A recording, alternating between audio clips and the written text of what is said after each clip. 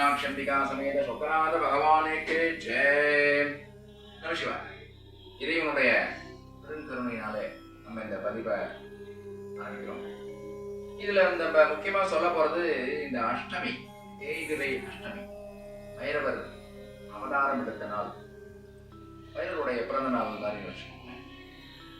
அந்த பைரவர் வழிபாடு அப்படிங்கிறது வந்துட்டு பார்த்தோம்னா தொட்டே இருக்கக்கூடிய ஒரு அருமையான ஒரு விஷயம். இறைவனுடைய சிவபெருமானுடைய மகேஸ்வர வடிவங்களில் அற்புதமான ஒரு வடிவம் இந்த பைரவர். அருமையான நல்ல நல்ல விஷயங்கள் எல்லாம் நமக்கு கொண்டு தரக்கூடியது.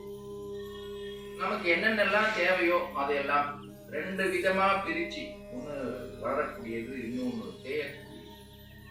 வளரக்கூடிய விஷயங்கள் பார்த்தோம் அப்படின்னா நம்மளுடைய புகழ், செல்வாக்கு, நமக்கு அந்த குழந்தை பேரு, லட்சுமி கடாட்சம், வருமான பெருக்கம், தொழில் அபிவிருத்தி, நிறைய படிக்கிறது.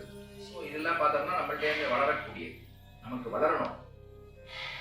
அந்த வளரக்கூடிய விஷயங்கள் எல்லாம் தரக்கூடிய அற்புதமான ஒரு நாள் வளர்பிறையில வரக்கூடிய அந்த அஷ்டமி. அதுக்கப்புறமா பார்த்தோம்னா நம்மகிட்ட இருந்து தேவையில்லாத விஷயங்கள், நம்மள்ட்ட இருக்க துர்சக்திகள், நம்மகிட்ட இருக்கக்கூடிய ஆணவம், கண்மம், மாயை, உண்மதங்கள், இதெல்லாம் நம்மள்ட்ட இருந்து போயிடணும். நம்மளுடைய அந்த தீய சக்திகள்லாம் நம்மள்ட்ட இருந்து போயிடணும். அதுக்கு பிராக்டிக்கலா நம்ம சொல்லணும் அப்படின்னு பார்த்தோம் அப்படின்னா, ஜெனரலா வந்துட்டு நம்மளுடைய ஏதாவது கோர்ட்டு கேஸ், ஏதாவது தேவையில்லாத வியாதி, தேவையில்லாத பயம், தேவையில்லாத டென்ஷன், இதெல்லாம் நம்மள்ட்ட இருந்து போயிடணும் அப்படின்னு நம்ம நினைக்கிறோம் அப்படின்னோம்னா அதுக்கு ஒரே வழி அந்த பைரவர் வழிபாடு பண்றது. அருமையான விஷயம், தேயக்கூடியது. அது வந்து பார்த்தோம் அப்படின்னோம்னா நம்ம கோயில நாளைக்கு நடக்க போகுது. அதாவது 23/11/2024 கார்த்திகை மாசம் 8ஆம் தேதி அஷ்டமி திதி. அருமையான ஒரு நாள், நமக்குலாம் ரொம்ப பிடிச்ச நாள். நம்ம கோயில பிரம்மாண்டமா பண்றோம். நம்ம கோயில வந்து பார்த்தோம்னா பெரிய லெவல்ல வந்து யாகம், கோயில் முழுக்கவே அலங்காரம், சுவாமிகள்லாம் சிறப்பான அலங்காரம், சுவாமி உள்மெருமனை, இதெல்லாம் சிறப்பா பண்றோம். அதனால அன்பு உள்ளங்கள் எல்லாரும் வாங்க. அதுல வந்துட்டு பார்த்தோம்னா அந்த கடன் வரமாட்டேங்குது, கடன் நம்மளால கொடுக்க முடியல, ருண விமோச்சனார் ஒரு பக்கம் திங்கக்கிழமைக்கு நம்ம கொண்டு வரோம். நம்ம கோயிலை பொறுத்தளவுக்கு அது ரொம்ப சிறப்பானது. அதுக்கப்புறமா இதுல வந்து பார்த்தோம்னா சுவாமியுடைய அந்த காதுல, வலது காதுல அந்த புனுகு அப்படின்னு சொல்லக்கூடிய அதை தடவிட்டு சுவாமிக்கு மூலமந்திரம் காதுல ரகசியமா சொல்லிட்டு நமக்கு என்ன தேவையோ அதை அவர் காதுல சொல்றது. எனக்கு இதே மாதிரி வந்து இங்கேருந்து பணமே வர மாட்டேங்குது, அந்த பணத்தை கொஞ்சம் தயவு செஞ்சு வசூல் பண்ணி கொடுங்க, சுமூகமான முறையில். இதுல 3 விதமான வழிபாட்டு முறைகள் இருக்கு. அதுல சொல்றது வந்து பார்த்தோம் அப்படின்னா இந்த உத்வாசனம், தண்டம், நாரகம்.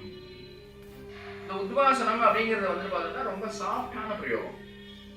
எனக்கு வந்து கொடுக்க வேண்டியதை அவன் கொடுத்துடணும், அவன் எப்படியோ இருக்கட்டும், அது மட்டும் தான் நம்ம பண்றோம். அந்த நாரகம், தண்டம் அதெல்லாம் நம்ம பண்றது இல்லை. ஏன்னா அதெல்லாம் ரொம்ப வந்து பார்த்தோம்னா எதிரியை அழிக்கணும்னு நினைக்கிறது, எதிரியை அடிக்கிறது. ஸோ அதெல்லாம் நம்ம கோயில நம்ம பண்றது.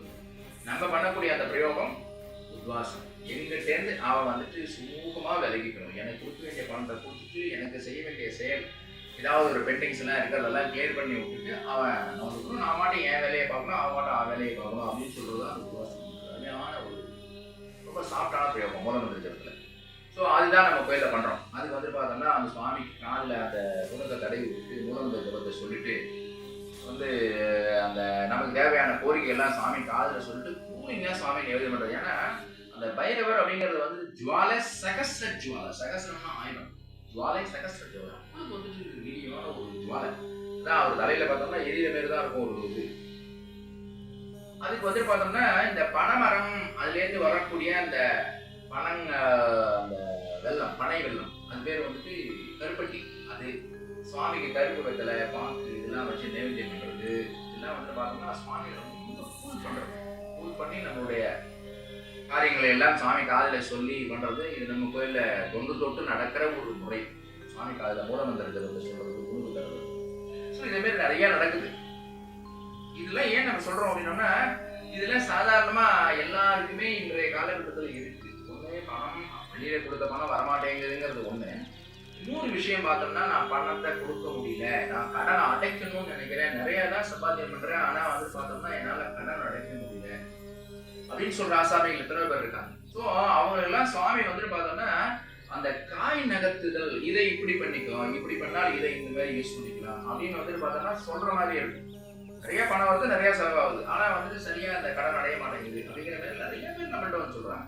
அப்போ வந்து பார்த்தோம்னா இங்க வழிபாட்டு முறைகள் வந்து வாரம் 7 வாரம் 9 வாரம் 11 வாரம் அப்படின்னு நம்ம பண்ண அவங்களுக்குள்ளேயே வந்துட்டு பார்த்தோம்னா அவங்கள்ட்ட இருக்க ரிசோர்ஸை இப்படி யூஸ் பண்ணிக்கலாம்னு சொல்ற மாதிரியே இருக்கும். இந்த சோர்ஸ் எடுத்து இப்படி பண்ணிக்கலாமே, நமக்கு கொஞ்சம் ரிலாக்ஸேஷன் கிடைக்குமே அப்படிங்கிற மாதிரி.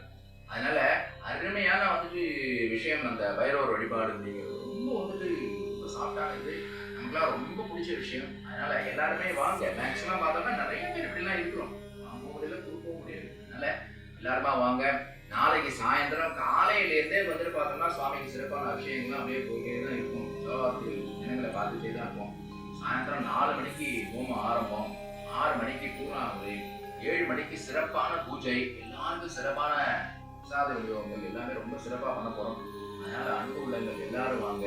எல்லாருக்கும் எல்லாமே கிடைக்கணுங்கிறதான் நம்ம நோக்கம், வேண்டுதல், பிரார்த்தனை. அதனால அன்பு உள்ளங்கள் எல்லாரையும் வரவேற்கிறோம். நமசிவாய.